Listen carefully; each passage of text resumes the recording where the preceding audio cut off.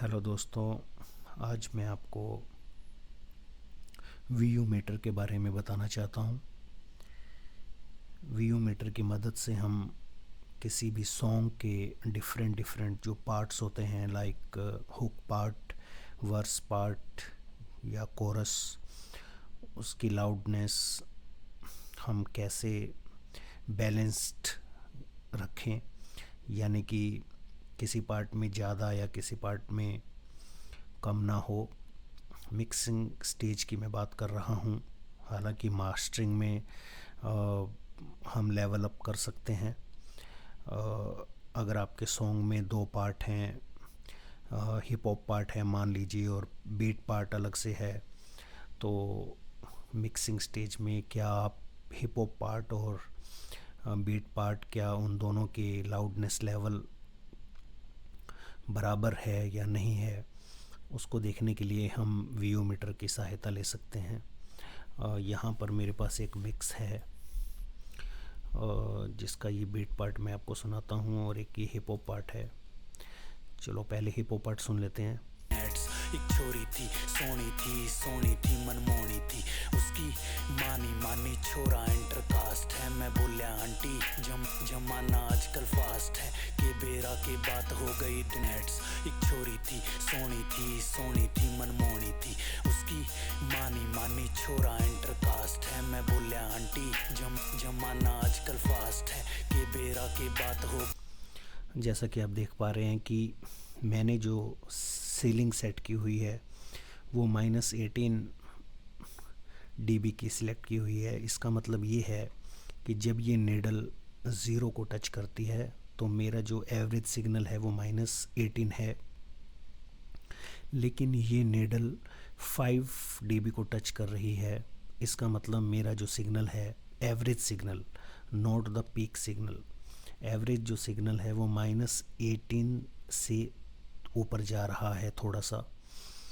तो अब एक बार बीट पार्ट को भी देख लेते हैं। रुकते नहीं है, मुझे कौन याद कर रहा है, दिल डूब रहा है, रुकते नहीं। आप देख सकते हैं बीट पार्ट में जो लेवल्स हैं, हालांकि 0 से ऊपर जा रहे हैं लेकिन 3 को हार्डली टच कर पा रहे हैं, जबकि हिप हॉप पार्ट में वो 5 को टच कर रहे थे। तो इससे हम मिक्सिंग स्टेज में ये डिसीज़न लगा सकते हैं कि ये डिसीज़न ले सकते हैं कि मेरा हिप हॉप पार्ट थोड़ा लाउड जा रहा है तो मुझे उसे कम करना चाहिए, या मेरा बीट पार्ट थोड़ा सा कमज़ोर है तो उसको थोड़ा सा मैं लाउड कर सकता हूँ। तो ये डिसीज़न हम व्यू मीटर से ले सकते हैं। पीक मीटर से ऐसे डिसीज़न नहीं लिए जा सकते, क्योंकि पीक मीटर सिर्फ एक टाइम पर पीक दिखाता है कि हमारा सिग्नल हाई कहाँ पर जा रहा है। वो किसी भी एक समय में किसी भी इंस्ट्रूमेंट की किसी पीक से हो सकता है, लेकिन जो वीयू मीटर है वो हमें एवरेज सिग्नल बताता है।